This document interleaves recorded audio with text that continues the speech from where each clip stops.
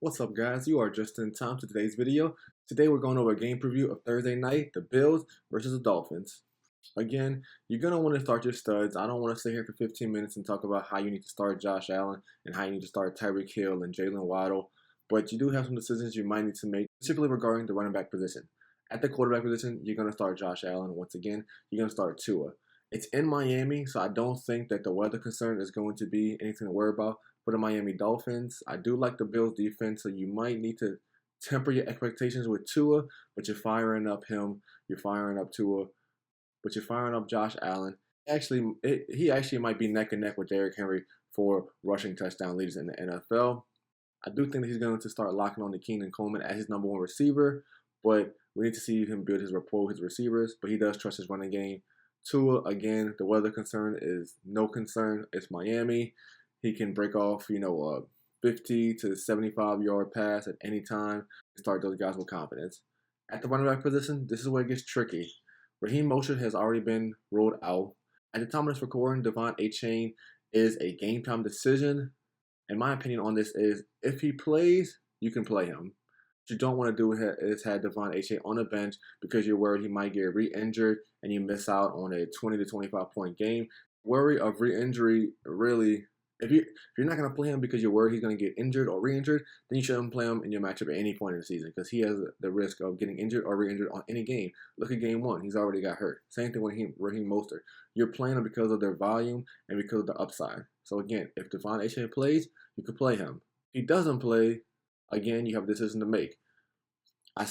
Even though I do think the volume might be there for Jeff Wilson, I wouldn't play him. I'm not confident in this rushing attack. We've seen what Devon Achane and Raheem Mostert did last week.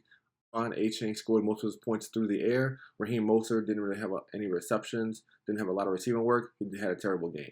Jeff Wilson is not going to be the one to have the Devon Achane role. It's going to be Jalen Wright. So sit Jeff Wilson if Achane doesn't play. If Achane doesn't play, I think Jalen Wright is a dart play.